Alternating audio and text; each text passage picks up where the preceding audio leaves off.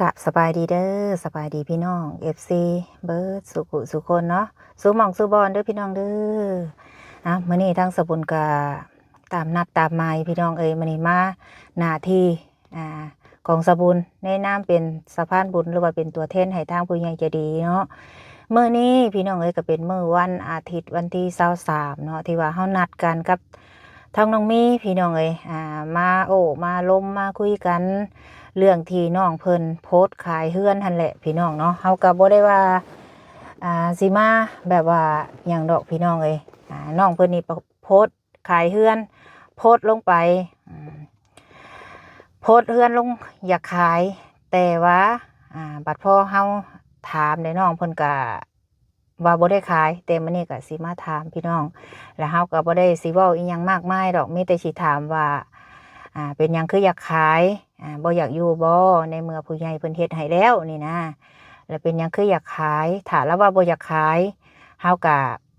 คันเราว่าเราสิอยู่ก็สิให้ลงบทบันทึกถ้าเราบ่อยู่ก็มีแต่สิให้คนใหม่มาอยู่เนาะที่เว้ากันเฮาบ่ได้คิดว่ามามื้อนี้น่ะบ่ได้คิดว่าสิมายึดเอาเฮือนเอาซ่าน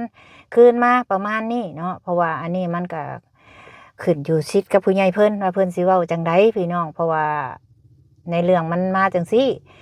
เรื่องมันก็บ่ได้เกิดขึ้นจากไผ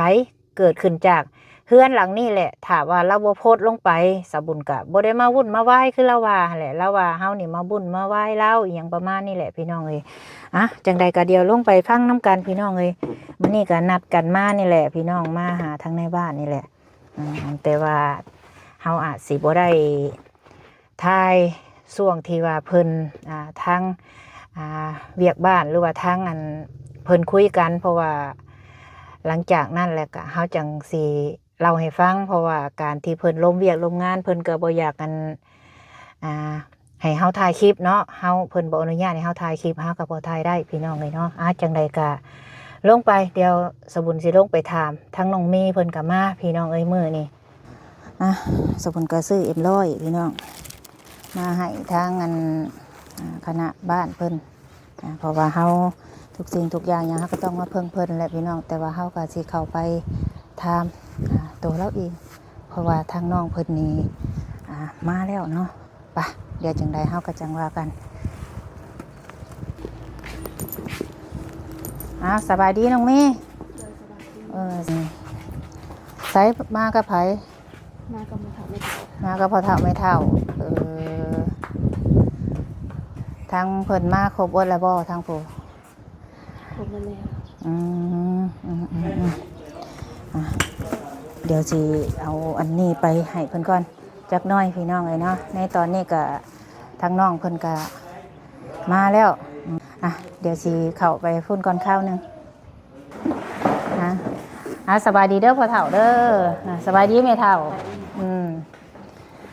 พี่น้องเอ้ยมื้อนี้ก็เฮาก็มาตามนัดตามหมายแหละพี่น้องเนาะตามที่สะบุญได้เว้าลงไปในคลิปคือแนวนี้เนาะที่สะบุญมามื้อนี้ก็บ่ได้ว่ามามีโทษมีนี่แล้วก็บ่ได้มาเอาโทษเอานี่แล้วก็บ่ได้ว่าสิมาทวงบุญคุณบ่ได้มาทวงเฮือนทวงซานลง YouTube นี่แล้วลงเบิดนี่แล้วลงเบิดนี่แหละบ่ถ่ายก็บ่ถ่ายตัวลงมันเป็นหยังโอเคในเมื่อเนาะเราว่าที่เฮาลงไปเฮาบ่ได้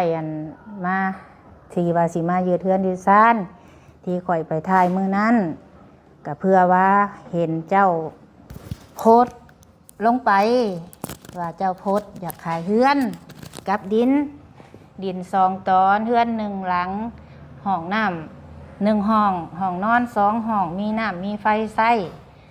ผู้ใหญ่เพิ่นเห็นเจ้าโพสต์ลงไปบ่แม่นข่อยเป็นคนเห็นเจ้าโพสต์ลงไปขายแล้ววันนี้เพิ่นเลยว่าแล้วสิขายเฮือนบ่เข้าไปถามเบิ่งเด้อบุญเอ้ยข่อยก็เลยเข้ามาถามที่แรกข่อยก็ทักหาเจ้าก็เลยตอบไปตามที่เจ้าตอบมาแล้ววันนี้ข่อยก็ว่าสิมาและสินัดเจ้าออกไปแล้วเจ้าก็ว่าบ่ว่างข่อยก็บ่เป็นหยัง มื้ออื่นได้บ่เจ้าก็ว่าบ่ได้ก็เลยนัดเป็นมื้อนี้เนาะข่อยก็เลยเข้าไปข่อยก็บ่ได้เว้าดอกว่าเจ้าขายเฮือนจังซั่นจังซี่ขายแล้วจังซั่นจังซี่ข่อยก็บ่ได้เว้าข่อยเว้าว่าเจ้าโพสต์ขายเฮือนตามที่เจ้าขึ้นนั่นแหละว่าปักอันด่วน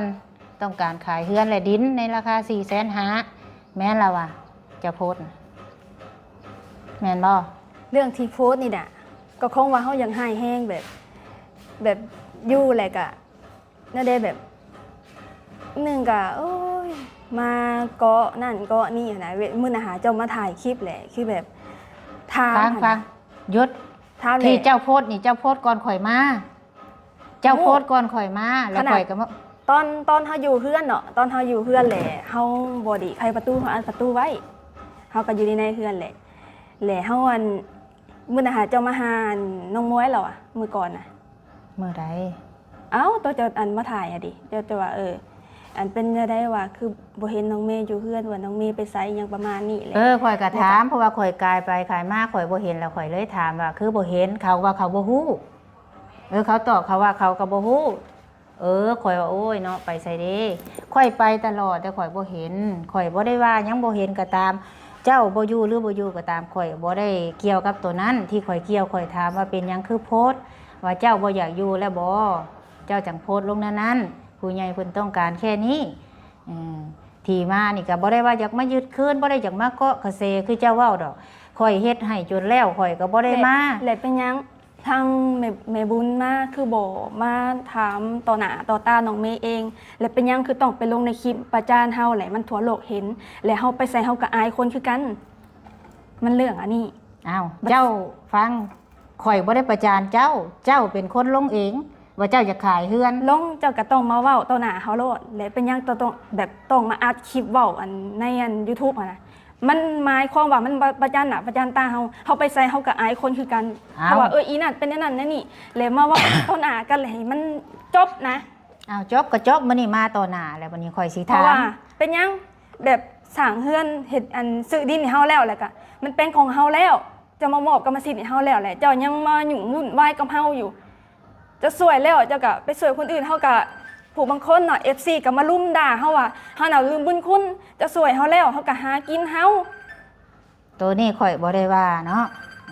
ข่อยบ่ได้เคยมาวุ่นวายเจ้าทุกสิ่งทุกอ มัน ย่าง หลายเถื่อแล้วเฮาก็อด เอาฟังข่อยเว้าก่อน จะได้สิเป็นลูกซึมเศร้าตาย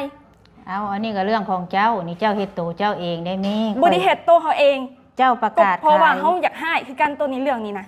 คันเจ้าบ่อยากอยู่ อยากให้มา เจ้าก็ แต่ก่อน บอกตรงๆ เจ้าบอกโลดเจ้าบ่ต้องประกาศขา โอ้ย ย แล้วเฮาบ่อยากถ้าเฮาอันคิดว่าบ่อยากอยู่แต่ทีแรกน่ะเฮาบ่ได้อยู่มาฮอด 2-3 ปีดอก อันแล้วเจ้าคือมาประกาศขายซะข่อยถามคำเดียวว่าเจ้าสิอยู่หรือเจ้าสิบ่อยู่ข่อยถามซ้ำนี้ เรื่องอยู่น่ะอยู่เฮาน่ะอัดประตูไว้เฮามาเฮ็ดเวียกรถก็บ่มีรถน่ะแพ้แล้วแล้วเฮาน่ะไปอยู่ ค่ โรง อย งาน ๆอย่าใส่อารมณ์ค่อยๆให้ บ่ได้ใส่อารมณ์ ฟัง การเสียงเฮามันเป็นแบบนี้อยู่แล้ว แต่กี้บ่เป็นเจ้านี่ได้แต่โดย เจ้าอย่าเว้าว่าเจ้าบ่เคยเป็น อัน แบ นั้ บ นก็ นี้ คงว่าเฮาน่ะปากบ่ได้ยังบอกอยู่ เจ้าเว้าว่าเจ้าก้มหัวอยู่เจ้าให้เจ้าห้องเจ้าว่าพอเฒ่านี่บังคับไล่หนีออกแต่เฮือนคู่มือบ่ได้เกี่ยวกับข่อยเลยตัวนี้ข่อยบ่เคยให้เจ้า บัดแล้วออกมาจากนี่แล้วแหละบัดหน้าคลิปแหละเจ้าเว้าแนวนึงล้างคลิปแหละเจ้าเว้านิดนึงเฮาฮู้หมดแล้วนะแม่บุญเลย ฮู้ก็ฮู้เอา ทั้งหมดเจ้าสิดีซำใดแหละเจ้าเฮ็ดแบบนี้มันบ่ถูกดอก บ่ถือก็อย่าอันนี้เรื่องเฮือนนี่บ่แม่นซิดกับข่อยเด้อขึ้นซิดกับผู้ใหญ่ข่อยนี่มาแทนผู้ใหญ่ขึ้นอยู่กับผู้ใหญ่เพิ่นบอกข่อยคือเจ้าอีแล้วนี่เจ้ามีผู้ใหญ่ให้เวียกเจ้านี่เจ้าก็ต้องทำตามที่ผู้ใหญ่ข่อยนี่บ่มีซิดอยู่ในเฮือนหลังนี่ข่อยน่ะบ่มีซิดข่อยมีแต่มาแทนผู้ใหญ่เพิ่นซื่อๆข่อยน่ะบ่ได้มีซิดที่ข่อยมาคือหยังผู้ใหญ่เพิ่นเห็นเจ้าลงไปแล้วเพิ่นให้ข่อยมาถามคันเจ้าบ่ขายก็บ่เป็นหยังเจ้าก็บ่ต้องอยากให้ถ้าเฮาบ่ได้ขาย เรื่องที่เศร้า ฟังข่อยเว้าสุดก่อนเจ้าบ่อยากขายเจ้าก็บ่ต้องขายเจ้าบ่ต้องมาว่าอยากมา เพราะ ให้ จะโพสต์ในลิงก์ สั้น ยังซื่อๆแต่ โพสต์ บ่ได้ ดิน ขาย กะคันเจ้านั่นโอ้ยแม่บุญ ก็บ่ได้ เอ้ ขาย ย แท้ ฟังแม่บุญเอ้ย ขายแท้เฮายอมรับ ถ้าเจ้าได้เงินมันสิทันอีหยังนางถ้าเจ้ามาขายแล้วจังมาเว้าแล้วมันสิทันบ่ เดี๋ยวถ้าสิเว้าแบบนี้คือบ่ไปเว้าอยู่เฮือน เว้าเฮ็ดซังข่อยโทรเจ้าก็บ่รับข่อยก็ต้อง เจ้า ควบ กับ คู่ เจ้าบ่ได้บอก เป็น แต่ทีแรกว่าอันนี้สาวบุญอันนี้แม่บุญเด้อว่ะสิมาคุยเรื่องเวียกอิหยังประมาณนี้แหละอันนี้เจ้าบ่ได้บอกสื่อหยังเลย เพราะว่าตอนนั้นน่ะเฮายังคาไลฟ์สดเฮาเฮ็ดเวียกตอนนั้นน่ะเพราะว่าหับทรายแล้วมันบ่ได้ยินเสียง ตอนที่คอยทักหาเจ้านะเจ้าบ่ได้ว่าเจ้าค้าเวียกนางเจ้าบอกว่าเจ้าเล่นเกม อันนั้น เจ้า แหละไล่ เขา โซน สั ห ง นิง กัด เกม เจ้า อะ เอาเจ้าเป็นหยังบ่บอกโอ้ตอนนี้ เจ้าฮู้ว่าเป็นข่อยโทรไปเจ้าก็ชื่อเสียงข่อย มันบ่ได้ยินเสียงแม่บุญจะลองมาไล่โซนเป็นเฮาดูแหละเขาโทรมานี่ อ่ะเอาบ่ต้องเถียงกันเนาะตอนนี้ก็อยู่นี่มีแต่ถามว่าเจ้าสิถามแต่ว่าเจ้าสิอยู่หรือเจ้าสิบ่อยู่ตอนนี้ อยู่เป็นยังสิบ่อยู่ อยู่บ่ขายแม่นบ่ คายเฮียง คันบ่ขายแหละข่อยต้องการแต่ซ้ำนี้คันเจ้าว่าเฮาบ่อยู่แล้วเฮาเปิดเฮาเบื่อแล้วเจ้าบ่มักบ้านพ้นสิมแล้ว เจ้าก็แค่ส่งคืนผู้ใหญ่เพิ่นสิให้คนอื่นเพราะว่าคนอื่นก็ทุกข์หลายบ่ได้มีแต่เจ้าเพราะว่าเจ้าน่ะเจ้าตัวอยากได้ซื้อๆคันว่าเจ้าสิตกลงว่าบ่ขายมื้อนี้ข่อยบ่ได้ว่าสิมาเอาโทษเอานี่หรือว่าสิมาเอาคืนหรือว่าสิมาทวงบุญทวงคุณจากเจ้าข่อยบ่ได้หยังอยู่แล้วจากเจ้าน่ะมีแต่สิมาลงบทบันทึกกันว่าห้ามขายมีสิทธิ์อยู่แต่ห้ามขาย ถ้าว่าคลิปนี้คลิปสุดท้ายและคลิปนั้น สุด คลิปต่อไป ก็สุด คลิปต่อไปแหละอย่าโพสต์คลิปเว้าเรื่องเฮา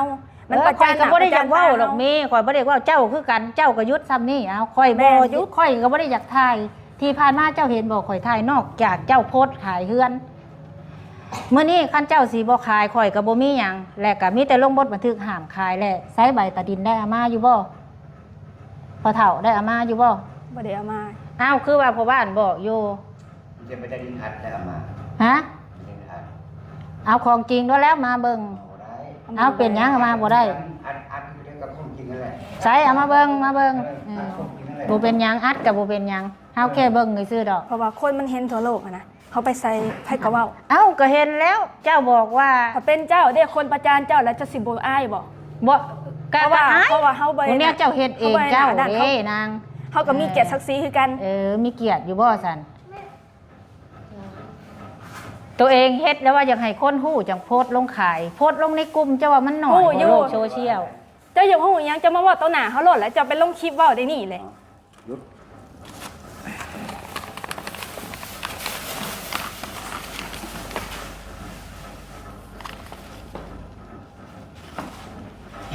ใบออกแก่นางกองคำเอาเป็นลายซื้อนี่ อันนี้ข่อยกับตัวนี้นี่ลายซื้อขายนี่ มี3 คนเนาะมีซื้อข่อย แล้วก็มีซื้อน้องเจ้า ผู้ใหญ่เพิ่นให้ออกแนวนี้ บัตรใบตัวนี้ออกมา มันมีแต่ซื้อเล่ามันหมายความว่าแนวใด อาจจะฮู้บ่แต่ทีแรกไปก่อนนะ ฟังข่อยเว่าก่อนข่อยมีใบซื้อขายให้ลงตามนั่นที่บอกออกใบตาดิน มันก็ตามเบาโซออกมาได้แหละ อันนี้ข่อยบ่ได้โทษเจ้า แต่ตัวนี้ข่อยต้องไปถามมัน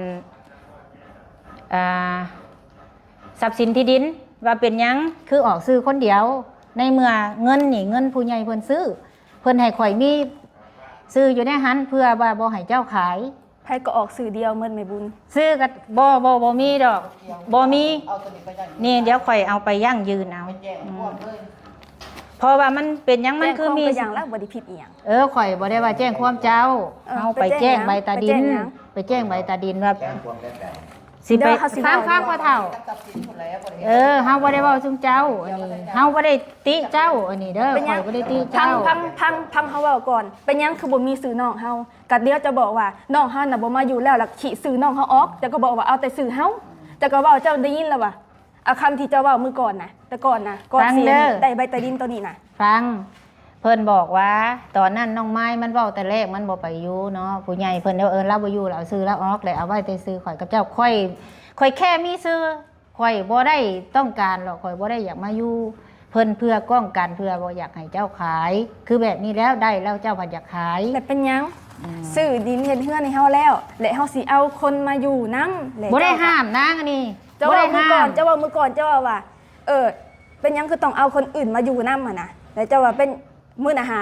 อันทางพ่อเฒ่าแม่เฒ่ามาอยู่แต่เจ้าก็บอกว่าไล่เขาเมื่อและให้แต่เฮาน่ะอยู่ผู้เดียวและบัดนี้น่ะมื้อก่อนน่ะตอนที่เฮาอันประตูไปเฮ็ดงานคือกันเฮาฮู้หมดว่าเฮาน่ะบ่ได้อยู่เฮือน เอามารถนี่มารถ ไปล็อกประตูไว้บ่ให้เฮาน่ะเข้าเฮือน จ้าบ่ต้องตัดคลิปตัวนี้นะ โอ้เขาบ่ตัดดอกเออ ไปอัดอันประตูก็ได้ว่าเฮือนน่ะสร้างให้เฮาอยู่แล้ว แล้วเจ้าไปอัดประตูใส่ล็อก2-3 หน่วยบอกกระเจน่ะ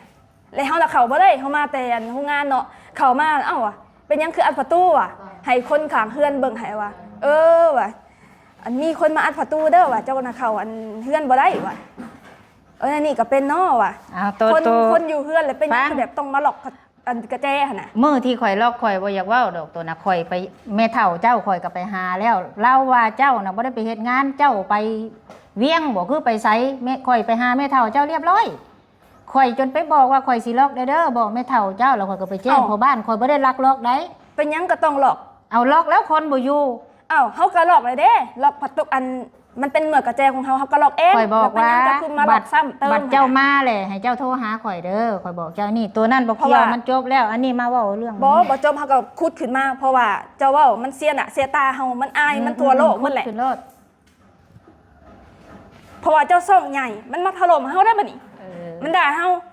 อีหน้ามาอีหน้านั่นหน้านี่อีเนี่ยละคุณเฮาเป็นเนี่ยละคุณสุเจ้าตอนใดสุเจ้าสร้างเฮือนเฮ็ดดินให้เฮาแล้วเฮาก็อยู่อ้าวสุเจ้าพอใจเฮ็ดให้เฮาก็อยู่บ่พอใจแต่ที่แรกแหละคือบ่นั่นแหละคือบ่สร้างแต่ที่แรกคือบ่กูอันนี้เนี่ยบ่ได้สร้างแต่ที่แรกเด้ออันนี้ก็ต้องอันนั้นแหละอันนี้บ่ว่าสร้างให้แล้วจนเฮือนจนอันนั้นแล้วเนาะจนแล้วหมดแล้วอันนี้จะมาอยู่ได้2 ปีป้าแล้วอันนี้เลยยังสิแบบมาเป็นอันเรื่องขึ้นมาหั่นนะ เอาเรื่องแล้วเจ้าโพสต์อยากขายคันเจ้าบ่อยากขายไผสิ โอ้ ให้ อยู่ มัน เรื่ เป็ อง นเรื่อ นี้ ง แหละเจ้านะมาว่าตัวหน้าเฮาโลดเป็นหยังจะต้องมา นี่ ลง เด้ คลิป มาเว้าเลยนี่ จะลง ข่อย คลิป มาเว้า แหละ เรื่องใหม่นี่ มันเห็นทั่วโลกอะนะเฮาอายคือกัน เอา เขามี อาย เกียรติศักดิ์ศรีนี่เขาไปใส่เขาก็อายคนเขาเจ้าก็เบิ่งคลิปเฮาได้ขณะเฮาถ่าย YouTube คนเบิ่งร้อยดึงเฮาก็ยังเศร้าเฮาบ่ได้มาเกาะกระแสแบบนี้ ไผก็กระแสเจ้าละว่าเจ้าข่อยนี่ละว่าดึงเจ้าขึ้นมาตอนนั้น โอ้อยู่อันนี้บ่ได้ประมาทในบุญ แล้วเจ้านี่เห็นมันบ่ถูกแล้ว เจ้าบ่ได้ให้ข่อยไปทายเจ้าข่อยนี่แหละทายเองข่อยอีตนผู้ใหญ่เพิ่นที่จะเว้าแนวนี้ผู้ใหญ่เพิ่นมาช่วยเอง ตัวที่เจ้ามาถ่ายเฮาแล้วบัดนี้พอดีเบานั่นอันนี้มาถ่ายแล้วเจ้าก็บอกว่าบ่ให้ถ่ายแล้วเอาเฮาน่ะไป มันหลายคนสิมาถ่ายเฮาน่ะแล้วเจ้าก็ป้าให้เซาบุญถ่ายยังประมาณนี้นะ มาเว้าตัวนี้นะมาเว้าตัวเฮือนข่อยสิลงบทบันทึกเพราะบ้านเพิ่นสิบ่ได้มีเวลามายาวได้ข่อยมาเอาตัวจ้อๆนี่ได้ เจ้าก็อยากเขาสิเว้าออกมาเมิน เว้า โล ร ด ถข่อยนี่บ่มีแนวเว้า เอาให้ทางพ่อเขาเว้า เขาเข้าใจแล้วพวกนั้นปั๊บคิดทุกอย่างเป็นแต่กบขึ้นตายพูดกันไปแล้วแต่ว่าให้นางบุญนั้นเบาเรื่องที่ว่าเป็นอย่างนี้แล้วเขาจะฟังตัวนี้มันจะทึ่งก่อนอะไรว่าเส้นบททึ่งนี่นะให้นางบุญก็มัน อันนี้น่ะมันผู้ใหญ่เพิ่นนั่นแหละเพิ่นอยากให้คันว่าเราบ่ขายเพิ่นก็สิลงบทบันทึกว่าบ่ให้ขายแล้วบัดนี้เฮาก็สิหลังจากที่ลงกันแล้วล่ะเฮาก็จังสิลงกันทั้งในบ้านเพิ่นเพราะว่าเฮาสิบ่ทายเพิ่นเพราะว่าเวียกของเฮาคือหยังคือที่เฮานี่ก็ต้องเพิ่งเพิ่นเพราะว่าเพิ่นเป็นกลางพ่อเฒ่าเอ้ยลงบ่ให้ขายแล้วมันสิเป็นหยังลงไว้ซื่อเจ้าอยากเอาไผมาอยู่ข่อยก็บ่ได้ห้ามข่อยก็บ่ได้หยังข่อยก็มาตามหน้าที่ที่ผู้ใหญ่เพิ่นให้ข่อยมาเนาะ พูดแล้ว ผู้ใหญ่เพิ่นน่ะให้ข่อยมาบัดนี้แลข่อยก็เลยมีแต่ว่า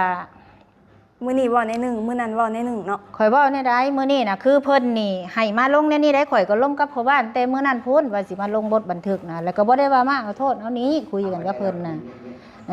พอบ้านมันจะบุกจักเหนื่อยในแต่พ่อก็บุกจักเหนื่อยท่านจะบุกเข้าไปแล้วแต่ว่าให้สมุนกันบอกเรื่องที่ผมเป็นที่จริงนะ เหตุผลบรรทุกบ่ทุกอย่างนี่น่ะเป็นบ่แม่นจากเฮาเด้อผู้ใหญ่ความต้องการของผู้ใหญ่เพิ่นน่ะเพิ่นอยากเฮ็ดบทบันทึกเพื่อว่าบ่ให้นางอันนี้นี่ขายเพราะว่ามีใบตาดินก็ตามเพิ่นสิเฮ็ดบทบันทึกว่า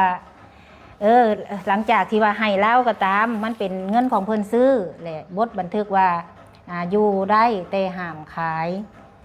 เพิ่นให้อยู่เจ้าอยากเอาไผมาอยู่10คน20คนเพิ่นก็บ่ห้ามแต่ว่าเพิ่นห้ามขายแนวนี้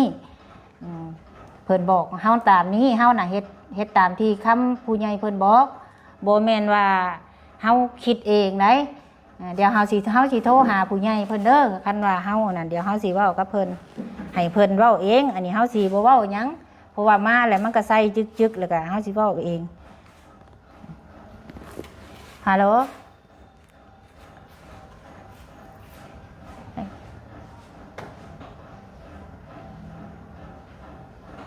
เดี๋ยวสิโทรหาผู้ใหญ่เพิ่นก่อนเพราะว่าทุกสิ่งทุกอย่างเป็นทางผู้ใหญ่เพิ่นนั่นมา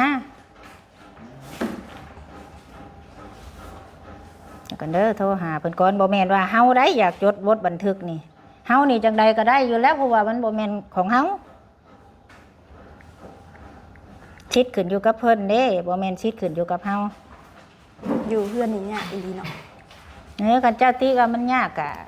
ข่อยก็บ่จักคือกันแหล้วคันว่าเจ้าบ่โพสต์ขายมันก็บ่ยากดอกนางเอ้ยคันเจ้าอยู่คือบ้านคือเมืองเขา ถ้าว่าเฮาคายนะเฮาผิดอันนี้บ่ได้คายเลยมันเป็นเรื่องอะนะเรื่องซัมนี่นี่เอามาเป็นเรื่องใหญ่อะนะ ดีแล้วที่เจ้าท่านได้ขายจังมาเว้าไว้คันเจ้าขายแล้วมันสิเอาทันบ่ได้เงินมาแล้วสิเฮ็ดหยังได้ในที่ว่าถูกเจ้า ถ้าเฮา สิ ขาย มันก็ พอ ผิด เท่า แล้ แม่ ว เท่าใบตาดินเอียงมอบอันกรรมสิทธิ์อิหยังก็อยู่น้ำลาวหมดถ้าเฮาขายก็บ่ได้คือเก่า นี่ไม่มีข้อ เอาให้ทางพ่อเฒ่าเพิ่นเว้าบ่ให้ทางพ่อเฒ่าเราเว้า ก่อนจะขายดินนี่เด้อมันบ่แม่นว่าจะว่าขายเนาะนางเมหันก่อนจะออกปากเว้าแต่ว่าบ่ผิดปกติที่อยู่บนออกปากเว้าว่าขายดินเนาะเนื่องจากตัวใดเนื่องจากคำเว้าของแม่เพิ่นหันของแม่บุญยามใดก็มาสร้างความปั่นป่วนอยู่ตลอด แม่นให้เราเว้า มันก็เว้าปานนี้มันเว้าทางยาแล้วก็ ผมว่าเฮิงบ่ได้อันนี้ แล้วมันนี่ใบตาดินผู้นั้นพ่อแม่แล้วเจอมันค่ายนี่ค่ายเป็นไปบ่ได้พอบ้านนี้พอบ้านก็ค่ายบ่ได้บ่พันจุพันด้วยก็ค่ายบ่ได้ ที่แสดงว่าเราโพสต์ลงขายชุกเจ้าก็รับรู้บ่ ว่า ชุกเจ้ารับรู้บ่เราบ่ฮู้แน่บ่รับรู้บ่เป็นหยังเพราะว่าอันนี้คันชุกเจ้าบ่รับรู้บ่เป็นหยัง แล้วมันจะดินอยู่นำค่อยเองมันจะดินอยู่นำค่อยเอง แต่เราโพสต์ขายชุมเจ้าคันบ่ฮู้ก็บ่เป็นหยังเฮาบ่ได้เว้าถึงพ่อเฒ่าแม่เฒ่าอันนี้เฮาบ่ได้เว้าถึงชุมเจ้าเฮาหมายถึงแต่ละว่าเฮาหมายถึงแต่ว่าแค่อยากฮู้ซื่อๆเฮาบ่ได้ว่าสิเฮาก็บ่ได้มาวนมาเวียนนะเฮาก็บ่ได้มานะเฮาบ่ได้มาก็แต่เฮือนแล้วเฮาบ่ได้มานอกจากหากับมาอันรับประกาศขายเฮือนนี่ก็ผู้ใหญ่เพิ่นให้มาไผสิเที่ยวมาเนาะเฮาก็บ่แม่นว่าสิบ่มีเวียกเนาะสิมาเที่ยวมาเจาะจงเจ้า ถ้าบ่แม่น เมเอ้ยเจ้าข่อยมาป่วนเจ้าอยู่หันกะอยากให้เจ้าได้เฮือนตอนนั้นทุกสิ่งทุกอย่างข่อยอยากให้เจ้าได้เจ้าเป็นหยังบ่ปฏิเสธแต่มื้อแรกนางผู้ใหญ่เพิ่นสิบ่ได้เสียเงิน มันจับผู้ได้ ก็เรื่องอันเฮือนดินน่ะอยากอยู่ก็เรื่องอันมันก็เป็นความจริง ตอนที่เฮ็ดเฮือนให้เฮาก็ถามเบิด แหละสุดเจ้าละสั่งให้เฮาแล้วเนาะเฮาเลยอยู่ช่วงก่อนน่ะมีแต่เรื่องมีแต่หยังมือก่อนน่ะเอื้อหักแม่เอื้อหักไอ้หักอันทางแม่บุญเนาะเพิ่นมาแต่ต่างประเทศ ผู้ พุ่นน่ะ ผู้ซอยได้เอ้ยฮักแม่บุญแม่น้อยผู้ปลุกเฮือนให้เจ้าอยู่แหละกันนี่แหละพี่น้องเบิ่งเอา กระพังเขาเว้าก่อนอย่าบอก ฟัง มามื้อก่อนนั่นช่วงนั้นน่ะมาแล้วก็อันยังก็เฮาก็บ่ฮู้เนาะว่าสุเพิ่นน่ะสิมาเพราะว่าเฮาอยู่เฮือนมาแลมาหาเฮาอยู่เฮือนแหละอันนี้เพิ่นบ่บอกบ่กล่าวว่าอันสิพาผู้ใหญ่เพิ่นมาเด้ออันนี้บ่ได้ว่าหยังมาแล้วมาบาทเดียวค่ะนะมาแล้วก็ เพิ่นเซอร์ไพรส์เจ้านางเพิ่นมา อันนี้มันบ่แม่นว่าเซอร์ไพรส์ดอกมาซ้ำเติมมาอันด่าค่ะนะเจ้าได้ยินบ่คำเว้าที่เจ้าเว้าว่าอันมายุ้มหัวค่ะน่ะ จะเว้านะฮอดเพิ่นได้ลูก ฮอดก็อย่างแม่ อย่าแล้วเอ้ย หยุดเจ้าหยุด หยุดเจ้าน่ะ เจ้ากับพ่อเฒ่า สิเว้าเอง เจ้าชุมเจ้านี่ตอนที่ว่าตอนที่สิเฮ็ดนี่ก็ชุมเจ้ากับ มื้อที่เพิ่นมานี่เฮาก็นั่งห้องหมกนี่ก้มหน้าลงอันดึงหัวขึ้นว่า เจ้าตอนนั้น ให้มั เจ้าน เบิ่งกล้องเพิ่นว่าป้อเขาคิดเห็นตัวนี้แหละ จนจำหัวใจ เจ้าเป็นบ้าของเจ้า ปลาตัวโอ้ยคือเพิ่นว่าอลีทำ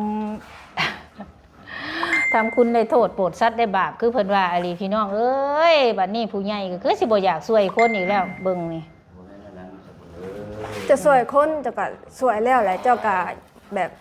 เพิ่น ช่วยไป เพิ่น นะ ช่วยให้คนอยากได้อันนี้เจ้าตัวอยากได้นะเพิ่น เบาเสียงเพิ่นก็มีอันสิ้นห่วงคือกัน และเพิ่นก็ก็ได้คุยกับเบาเสียงเพิ่นก็ว่าถ้าว่าบ่ได้ขายก็ดีแล้วเราว่าถ้าขายสิไปอยู่ไส ข่อย แล้ว กับคันเจ้าบ่ขาย คุ ข่อย แบบ ก็ นี้ ยาก็มาเฮ็ดบทบันทึก อันนี้เป็นหยังเจ้าคือ เบา แบบ เสียงนั่นผู้ใหญ่เล่านั่นเพิ่นซื้อแต่โครงหลังคาสิซื้อเพราะว่าเพิ่นบ่ได้ออกหลายเพิ่นก็เลยบ่มานั่นเจ้านางเอ้ยผู้ใหญ่ทั้งข่อยนั่นทุกสิ่งทุกอย่างทั้งเอ้ยฮักไม่ฮักข่อยเบิดอันน้ำตอนนั่นน่ะ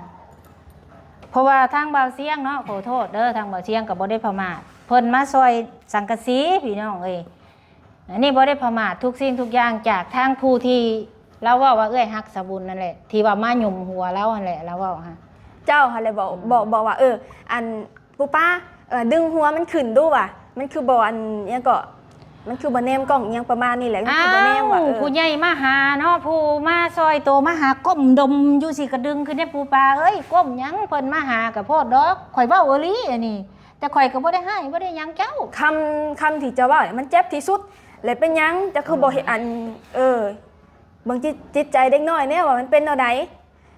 เจ้าก็ต้องค่อยๆเว้าค่อยๆว่าติอันนี้แบบเว้าแบบเฮาน่ะแบบมันในอีหลีอึดอัดอีหลีแล้วตั้งแต่สิได้ดินได้เฮือนพุ่นน่ะอันนี้เจ้าประจานตัวเจ้าเองเด้อบ่ได้ประจานเฮาบ่ได้ประจานเฮามาออกเว้าแบบนี้ก็ย้อนหยังเสียแห้งมันอายหน้าอายตาที่เจ้ามาลงคลิปเว้าเฮานี่น่ะถ้าเจ้าคือบ่มาเว้าโตหน้าเฮาเลยเจ้าคือบ่ขี่มาเฮือนแหละจะมาถามว่าน้องเมย์อยู่บ่แต่แม่ถามว่าอยู่ก็ให้แม่เฒ่ามาเฮาอันนี้นี่เจ้าบ่นั่นเลยมีแต่ว่าแชทบางทีก็สมมุติเฮาบ่ตอบเนาะเจ้าแหละโทรไปหาพ่อบ้านแล้วก็ต้องแบบอันยังก็ให้พ่อบ้านน่ะมาโทรหาเฮาว่าเจ้าบ่ต้องแบบมันบ่เกี่ยวดอกให้เจ้ามาโลดมาถามเฮาตามแบบจากใจโลดมาถามต่อหน้าโลดก็แม่นอยู่เจ้าว่าเจ้าก็บอกข่อยว่ามาเด้อเจ้าว่าโอ้ยพ่อบ้านนี่บ่แม่นพ่อได้ว่ะเจ้าเว้าข่อยอ้าวบ่แม่นพ่อก็เพิ่นเป็นพ่อบ้านเจ้าเว้าซี่ก็บ่ถูกได้เฮาอยู่นำบ้านนำเมืองข่อยว่าเจ้าเว้าว่าซะพ่อบ้านบ่แม่นพ่อยอมรับว่าเฮาเว้าก็บ่เป็นหยังเว้าก็ย่าเจ้าอันนี้ก็แม่นอลีแล้วเพิ่นก็บ่แม่นพ่อแม่นแม่บัดตัวเองเฮ็ดผิดก็ย่าดอกบ่เว้าตัวเองข่อยผิดหยังข่อยผิดหยังน่ะข่อยผิดเบิดข่อยผิดข่อยก็ผิดมาเฮ็ดเฮือนให้เจ้านี่แหละคันข่อยฮู้จังซี่โอ้ยขี้ดินก้อนนึงกับไผสิมาซอยพ่อแหละมาเว้าเรื่องอันนี้ให้มันจบแล้วบ่ต้องมาเว้าเฮาในคลิปต้องมาประจานอายหน้าอายตาเฮาเขาไปใส่เฮาก็อายกันเป็นทุกคนเด้กะเป็นซุมเจ้าเด้เขาเจ้ามาประจานเจ้าแหละเจ้าสิคิดจังได๋ไปใส่เนาะทุกคนมันหลายคนมันทั่วโลกเขาเจ้าเห็นเฮาถ้าว่าเรื่องเหตุอันสั่งเฮือนสั่งยังถ่ายคลิปแบบธรรมดาปกติเฮาให้ท้ายธรรมดาอันนี้ไปเว้าเฮาในคลิปแบบเนื้อข้างบอดี้เห็นไหม FC เจ้ามันมาด่าเฮามันมาด่าสมมติหน้าตาเฮามันบ่ยังอยู่ดอกสิไปไสข่อยก็คนมันก็อยู่ในโลกโซเชียลคนนี่มันยังอยู่หน้าตามันไปหมดแล้วจะฮู้ความหมายดอกบ่เพราะว่าเราคิดว่าเฮานี่เป็นคนเว้าเองเพราะว่าทุกที่ลงบทบันทึกนี่คือผู้ใหญ่เพิ่นเด้อที่ให้ลงเดี๋ยวเพิ่นว่างเพิ่นสิโทรครับเพราะว่าเจ้านายสิว่าอีนางนี่แหละเป็นคนอยากมาลงเพิ่นทั้งนั้นคลิปที่เจ้าลงก็ข่อยบ่เห็นดอกเพิ่นเป็นคนเห็นแหละแล้วสิให้เพิ่นนี่ลงบทบันทึกแล้วก็คลิปนี่ก็สิเล่านี่มีแต่ถามแล้วว่าเราบ่ขายเฮือนนี่เราว่าเราโพสต์ซื่อๆเราว่าเราบ่ขายเลยเราว่าเราสิอยู่เราว่าอยู่ก็อยู่เฮาก็บ่ว่าคันว่าบ่อยู่ก็มีแต่เพิ่นสิให้ผู้อื่นคันบ่อยู่ก็ได้เพราะว่าเพิ่นเว้าตามแนวนี้ผู้ใหญ่เพิ่นเว้ามาเพิ่นเฮ็ดมาก็เงินคำเพิ่นก็หายากเพื่อเพิ่นสิได้เงินมาซอยเฮาเพื่อสิได้เฮือนหลังนึงเพื่อสิได้